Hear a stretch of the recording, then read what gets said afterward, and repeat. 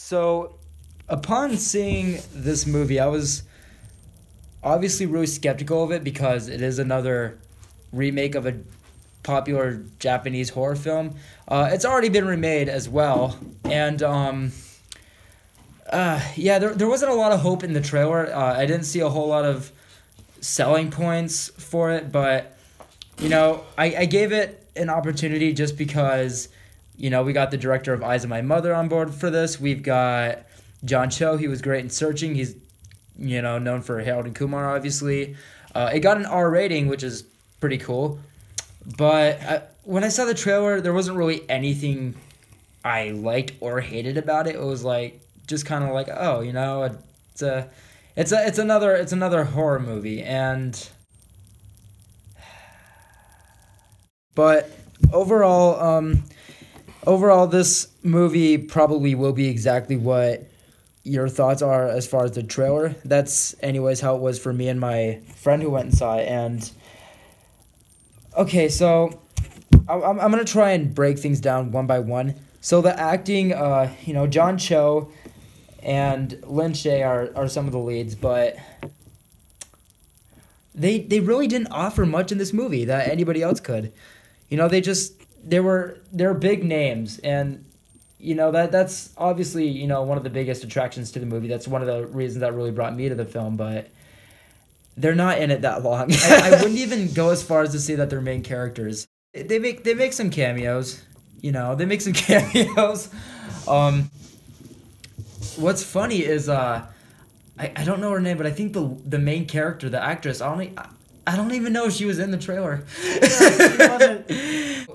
The performances aren't there. The scares, they're jump scares. If you get affected by jump scares a lot, then this movie might be a little bit scary. It might give you a little bit of a chill. There is one really not really effective, but there's one possibly effective scare. There's a scare that I could see being effective to a lot of people, but it just didn't hit me quite right. But I could see it working. And the ending is acceptable. The ending I really honestly didn't see coming, but once it was there, I was like, oh, okay, so we get this kind of an ending. But it is a good, different kind of a turn for this movie to take. This isn't an overall bad movie. The story is there. The acting is there. The scares are there. They're just not what we need or what we want. So, I mean, there's really not a whole lot to say about this movie. It's another January movie. It's another remake. Day one release, there wasn't really many people in the theater, which I didn't think there was going to be. Yeah, if you're gonna see this movie, I wouldn't even say wait till Redbox.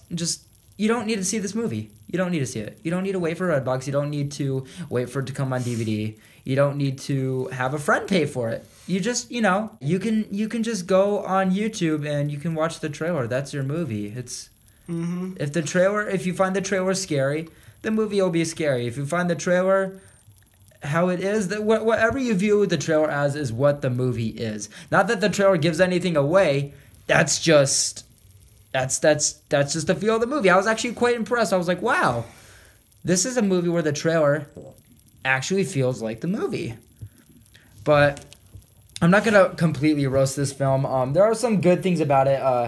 For example, the R rating that it had gotten was very much used. They really made a lot out of that. The blood and gore is pretty fucking gnarly in this film. I'm not gonna lie. There was a couple scenes where I really just kind of yelled from my seat just because the amount of blood and gore was just so graphic, and I wasn't really ready for it in this film. But yeah, I mean, if you guys have seen the director's previous film, Eyes of My Mother, if that movie was kind of unsettling in the way of blood and gore, then that's a good example. I really think that was his best feature in this film. But yeah, other than that, the ending was acceptable. There is a good scare or two, I guess. And the blood and gore is, what an R-rated movie should have.